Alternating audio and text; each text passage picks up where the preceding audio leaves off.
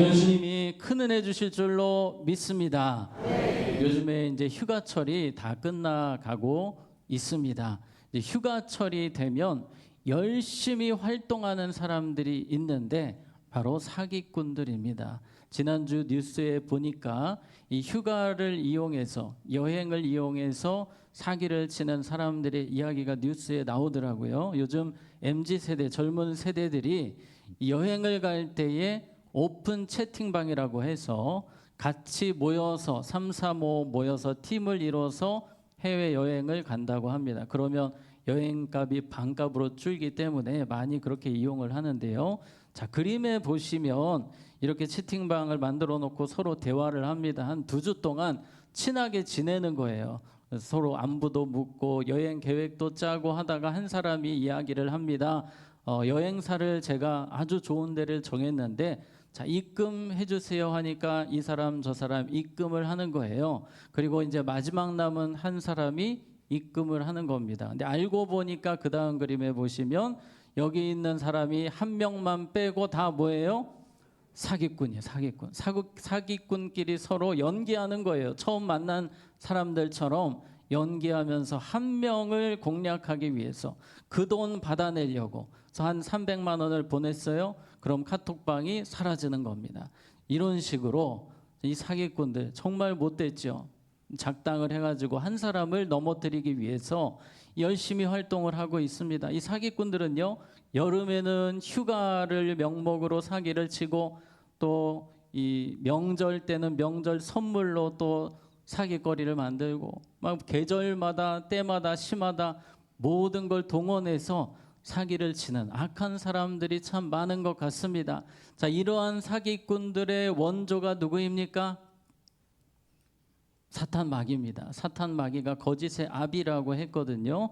우리를 공략할 때 사탄은 거짓으로 우리에게 들어옵니다. 돈만 있으면 행복한 것처럼 착각하게 만듭니다. 가룟 유다가 그렇게 넘어졌어요. 그런데 사탄은 약점을 정확하게 알고 있습니다. 여러분의 데이터베이스를 정확하게 구축을 해서 여러분의 약점이 무엇인지를 알고 들어오는 겁니다. 이 가룟 유다는 돈이 약점이었고 삼손은 뭐가 약점이었습니까? 이성이 약점이었습니다. 약점을 공략을 하는 거예요. 거짓으로 치고 들어오는 겁니다. 믿음을 떨어뜨리려고 모든 수를 동원합니다. 자, 이러한 사탄의 영적 공격 속에서 우리가 어떻게 살아야 하는가? 오늘 로마서 16장 19절에 보면 아주 중요한 말씀을 우리에게 주고 있습니다. 자, 노란색 같이 읽겠습니다. 시작. 너희가 선한데 지혜롭고 악한데 미련하기를 원하노라. 아멘. 따라해 보겠습니다. 선한데 지혜롭고 악한 데는 미련하라. 아멘. 오늘 그래서 이 말씀을 우리가 한번 살펴보려고 합니다. 처음에 나온 말씀이 선한 데는 지혜롭고 라는 표현을 하셨어요. 선한 데는 우리가 지혜로워야 되는데요. 우리 예수님께서 비슷한 말씀을 하셨습니다. 우리 마태복음 10장 16절에 보시면 너희는 무엇같이 지혜롭고 뱀같이 지혜롭고 라고 하세요. 그 앞에 말씀을 보면 보라 내가 너희를 보냄이 양을 어디 가운데로? 이리 가운데로 보냄과 같도다. 이리 가운데 들어가면 죽을 수밖에 없습니다. 그래서 지혜가 필요하다는 거예요. 지혜가. 근데 뱀같이 지혜로워라 하셨는데 혹시 이 중에 뱀을 좋아하는 분 계십니까? 다 싫어하시죠. 근데 왜 예수님이 그 많은 동물 중에 이 뱀을 이야기하셨을까 생각이 듭니다. 이 이스라엘 사회에서는 뱀하면 그냥 지혜, 그냥 그런 이미지였다고 합니다. 그래서 예수님이 이 뱀이라는 단어를 쓰셨는데 제가 얼마 전에 이 뱀이 동물을 잡아먹는 영상을 본 적이 있거든요. 근데 여러분 아시는 것처럼 뱀은 자신보다 더 큰 동물을 잡아 먹습니다. 이 브라질에 있는 아나콘다라고 들어보셨죠? 이 아나콘다가 악어를 잡아먹거든요. 악어 엄청 딱딱하잖아요, 가죽이. 그런데 잡아먹어요. 어떻게 잡아먹나 봤더니 딱 목표물을 발견을 합니다. 물속에서 접근을 해요. 물속에서 아주 티 안 나게 매복을 해서 눈만 껌뻑껌뻑 내밀고 악어에게로 접근을 천천히 하는 거예요. 전략을 쓰는 거죠. 그래서 갑자기 덮치는데 이 악어가 막 놀라잖아요. 그 순간 막 칭칭 감아요. 칭칭 감아서 질식사를 시킵니다. 발버둥 쳐도 안 되는 거예요. 결국 악어가 죽으면 이제 이걸 삼키죠. 근데 관절이 그냥 막 엄청 크게 늘어나잖아요. 근데 이 소화 능력이 대단해서 악어 가죽까지 다 녹여버린대요. 이 대단한 동물입니다. 그런데 제가 어쨌든 이 본 모습을 보니까 전략이 대단합니다. 뱀이란 존재. 겉으로 보기에는 별것 아닌 것 같지만 이 상대방을 계속 관찰을 하고 지혜를 짜내는 겁니다. 그래서 우리가 주님의 뜻대로 살기 위해서 선한 일을 하기 위해서 따라해 봅시다. 전략이 필요합니다. 전략이 우리에게 필요합니다. 그냥 착하게 살아야지가 아니라 고민을 해야 됩니다. 생각을 해야 됩니다. 이 전략이 좋았던 사람 중에 한 사람이 사무엘이었어요. 이 사무엘이 백성들을 미스바에 모아놓고 기도회를 했습니다. 그리고 하나님이 역사하셔서 블레셋으로부터 이스라엘을 구원해 주셨어요. 그런데 여기서 사무엘이 무엇을 합니까? 자, 우리 사무엘상 7장 12절 같이 읽겠습니다. 시작. 사무엘이 돌을 취하여 미스바와 셀 사이에 세워 이르되 여호와께서 여기까지 우리를 도우셨다 하고 그 이름을 에베네셀이라 하니라. 아멘. 기념비를 딱 세우는 거예요.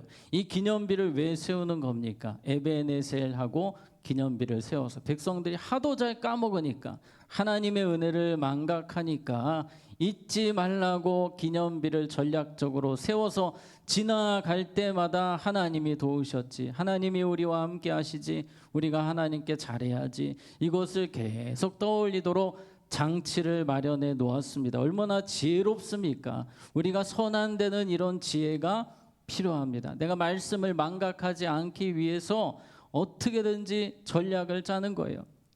사무실에도 말씀을 붙여놓고 또 주방에도 말씀을 붙여놓고 여러분이 할 수 있는 모든 지혜를 짜내서 선한 일을 위해서라면 고민하고 전략을 짜면서 더 주님 기뻐하시는 일에 힘쓰시기를 축복합니다. 여러분 요셉을 보게 되면 요셉이 보디발의 아내가 유혹할 때에 전략이 무엇이었습니까?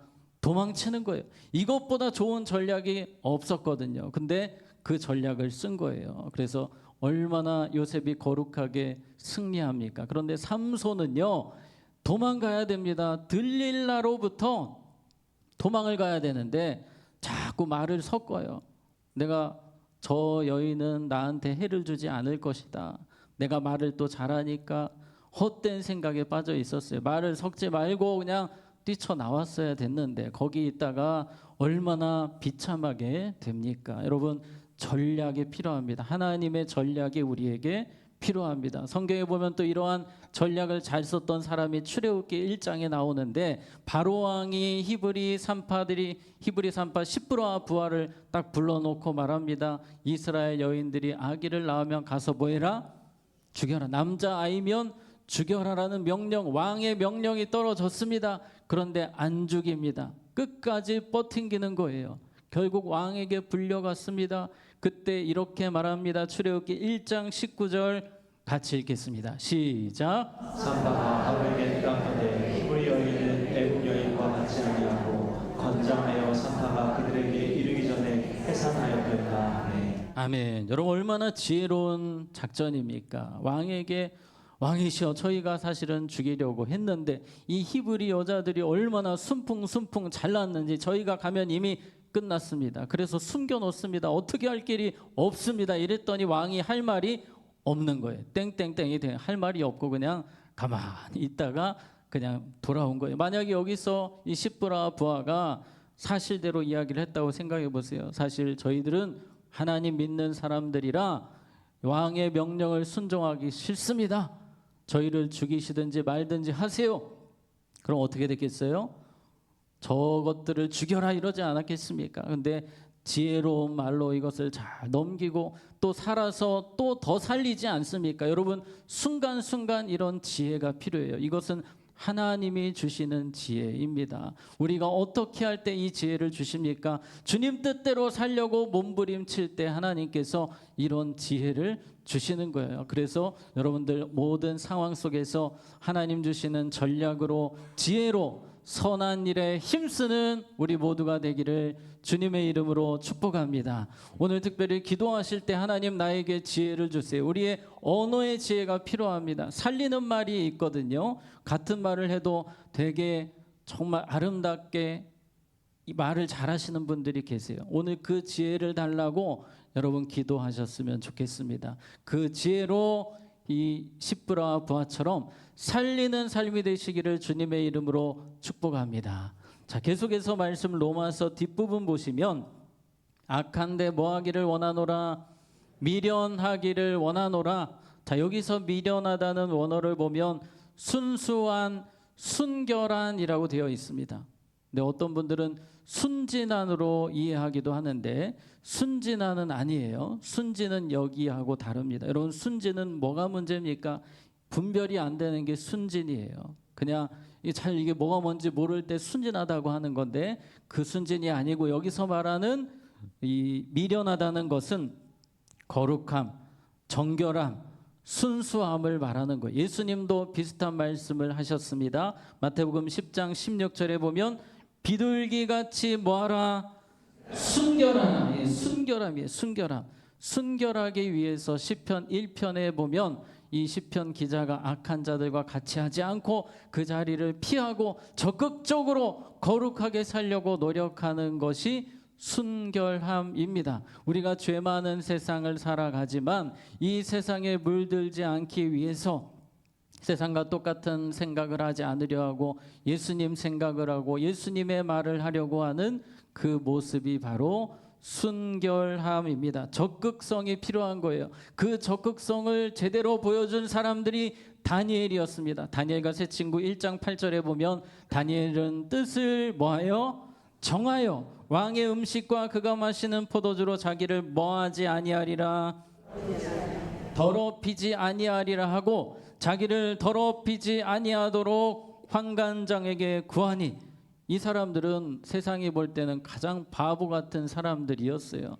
더럽히지 않으려고. 이게 제일 중요한 거예요. 그래서 죽더라도 우리 더럽혀지지 말아야 된다. 죄에 대한 거의 강박증 느낌으로 그렇게 살았던 사람들이 다니엘과 세 친구였습니다. 요셉도 그랬어요. 요셉이 도망간 이유가 무엇입니까?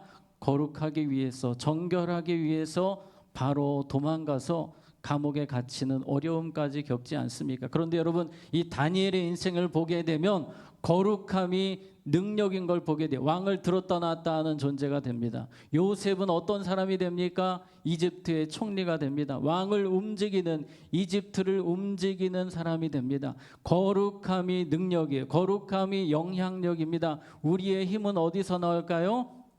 거룩함에서 나옵니다. 순결함에서 나옵니다. 우리가 적극적으로 거룩한 말, 거룩한 삶, 거룩한 생각으로 살기 위해서 힘쓸 때 하나님은 우리의 삶에 능력을 주시는 거예요. 우리의 삶에 영향력을 주시는 것입니다. 그러므로 항상 여러분의 삶이 순결, 죄에 대해서 늘 우리가 거룩함으로 살아가기를 힘써야 될 줄로 믿습니다. 자, 오늘 말씀 특별히 20절에 보면 우리가 오늘 읽었던 19절 다음 절이 20절인데요. 같이 읽겠습니다. 시작. 평강의 하나님께서 속히 사탄을 너희가 아래서 상하게 하시리라. 우리 주 예수가 너희에게 있을지어다. 아멘. 사탄의 공격이 계속되지만 반드시 끝나게 된다는 거예요. 사탄이 무릎을 꿇는 날이 온다는 것입니다. 사탄이 실패하는 날이, 멸망하는 날이 온다는 거예요. 그날이 오기 전까지는 사탄이 모든 수를 동원하고 발버둥 칠 겁니다. 그러나 선한 데는 지혜롭고 악한 데는 미련하게 살아가면서 모든 사탄의 공격을 이겨내고 승리하는 우리 모두가 되기를 주님의 이름으로 축복합니다. 아멘. 이 시간 우리 함께 기도하겠습니다.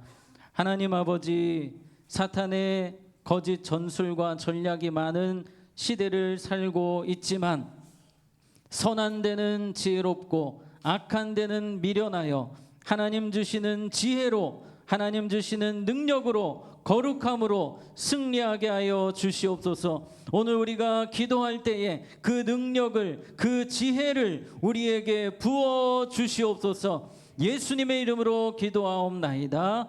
아멘.